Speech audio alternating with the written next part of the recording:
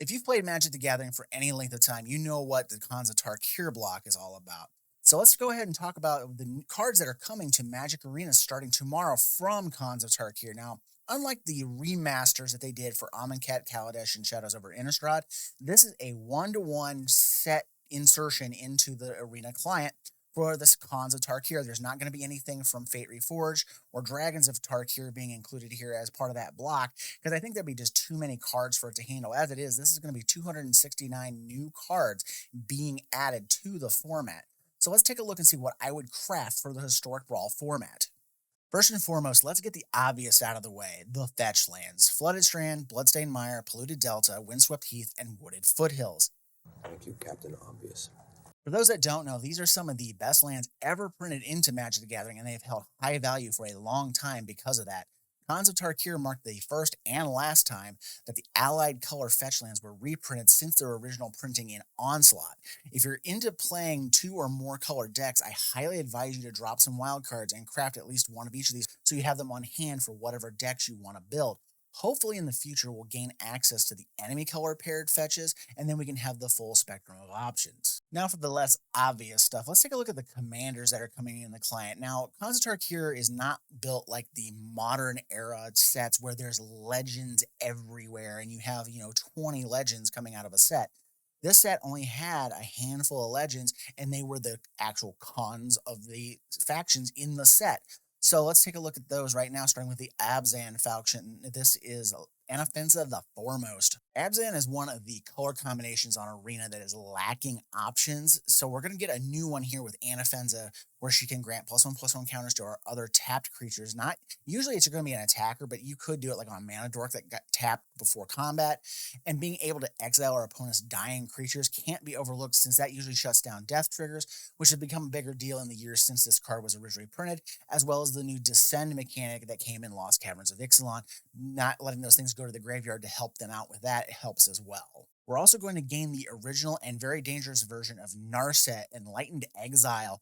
While not as popular in Commander these days, Narset used to strike fear in playgroups because she does something broken, which I recently complained about when talking about why many cards get banned. She allows free casting of spells, and players have abused that ability by casting huge extra turn spells such as Time Stretch and Expropriate to take multiple turns until they can finish you off. Luckily, we don't have most of those kind of things in Historic Brawl, but a few spells like this do exist, like Time Warp, Elrond's Epiphany, and Karn's Temporal Sundering. So if that's your kind of thing to do, then you'll get your shot at recreating it. But otherwise, if you see this, you might want to adopt an attitude of shoot to kill. Next is one of my favorites from that time period, Sidisi Brood Tyrant, the Khan of the Sultai. Sidisi is a great way to self-mill and net you zombie tokens that you can resurrect some of the things that got milled into the graveyard along the way.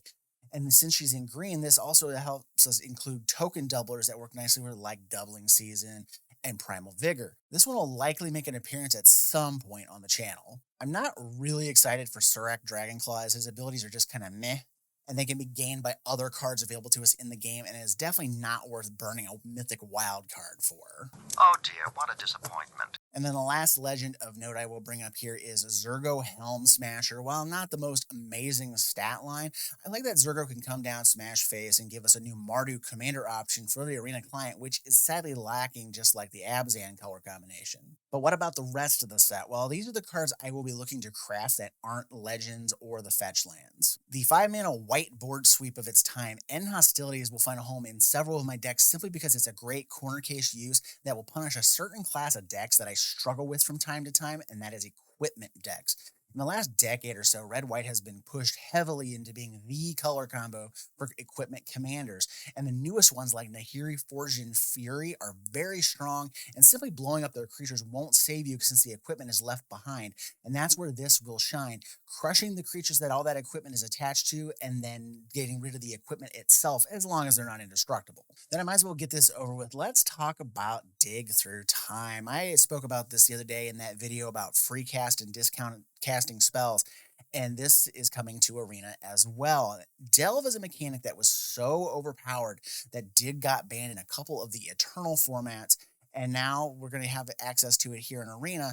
And any sort of deck where you're churning cards, self-milling, or just discarding to spells and effects, You can use this to dig 7 cards deep for or as low as 2 blue mana, and that is an incredible rate. Next up is the other delve spell that was so good it got banned in Treasure Cruise. It's coming to Arena and it will see play alongside Dig Through Time. I plan on slotting it into my Locust God deck since it likes to load up the grave by trying to churn through card draw spells, which then can fuel this for even more card drawing and more locusts eating our opponents. I'm including Quiet Contemplation on this list for one specific commander, and that is Hilda of the Icy Crown. Every non-creature spell you cast in her deck essentially can tack on pay 1 additional, and you can tap and freeze that creature in place for a turn, also granting you the extra triggers off of Hilda's special abilities for a minimal investment. Now let's look at the Delve spell that isn't broken and isn't ban-worthy because it was costed correctly in Empty the Pits. Now, I love zombies in Magic, and a card that can bring them out in a big burst is right up my alley. The quadruple black and the cost is steep, but being able to do this at instant speed and suddenly raise up several zombies is a very powerful thing to do. With Delve, every 2 cards in your graveyard is a zombie, plus whatever 2 mana more you can actually afford to pay into it along with the Delve cost.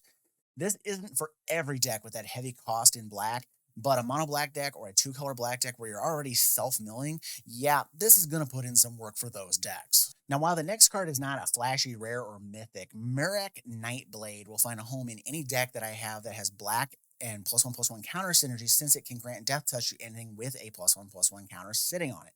And it really messes with combat math and can be abused if you can also grant them trample, because you only need 1 lethal damage at that point. The death touch gives you the lethal damage, and then the remaining damage will trample over. Now, creature death triggers that allow you to draw cards when a creature dies usually has the downside of you losing a life, but Grim Haruspex is all upside, and not only do you get the card without losing the life loss, it's also able to be played as a morph creature face down and then flipped up to surprise and catch an opponent off guard if they decide to wipe your board, netting you several cards that they weren't accounting for when they went to blow up stuff.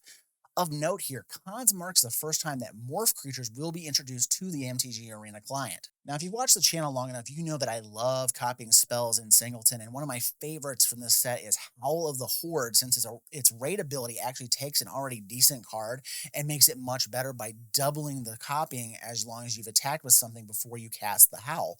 So I'm going to be using this in most of my red decks that have a decent amount of spells to copy, and then it's, a good ratio against the attackers to make sure that the raid trigger goes off. Then, just like the Mirek Nightblade we talked about, I like the Tuskguard Captain to make my opponent's blocking a more complicated affair and force damage through simply by spreading +1/+1 counters around. It joins the white +1/+1 counter creatures and the Nightblade, granting abilities based off if a creature has a counter on it, and it gains a keyword ability. The green-white counters decks and even counters based like in our Traxa are going to love this kind of thing and use these creatures. This next one is a fun card for me, and ultimately it's likely going to sit stranded in your hand, but at the one time that you get a Deflecting Palm, a Banefire, or a suited up Light Paws, you're going to feel like an absolute genius for running this card in your deck, and your opponent is going to be in a lot of trouble. Now, while better removal exists in a vacuum, Utter End is a great card in Singleton formats, and it's able to exile anything that's not a land and fits nicely in with Anguish Unmaking in the Orzhov player's toolbox, and I will definitely be getting a copy for my decks. Now, these next cards I'm going to group together just to save some time, but this is the Ascendancy cards that I think are going to prove very strong in Historic Brawl. Let's start with Abzan Ascendancy, allowing us to spread counters around and create creatures. Jeskai Ascendancy is the strongest of the bunch and can assist us in sifting through our deck or just simply pumping up our creatures to smash face while we're slinging spells.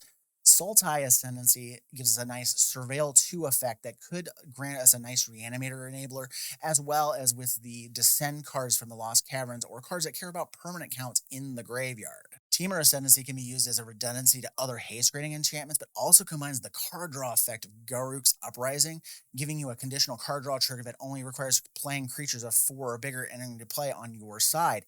I trust that it won't be too difficult in the right deck. Mardu Ascendancy rewards you for simply doing what you're likely already doing, attacking and granting you an attacking goblin token. The activated ability can save your creatures in a pinch, but it's not that spectacular and is very meh.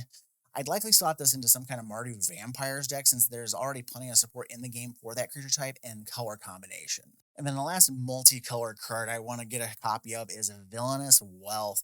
The dream of many players over the years is to set off a giant Villainous Wealth and steal their opponent's best stuff, if not the entire remainder of their deck. I don't think that'll be any different now on the Arena client because using someone else's own deck to beat them is a rush that you cannot easily find in this game, and I for one will be definitely trying to swipe some things from my opponents with this spell. Next is a couple artifacts that I really like and I'm going to get a copy of. If you're wanting to try a mill strategy, Altar of the Brood will put in some work.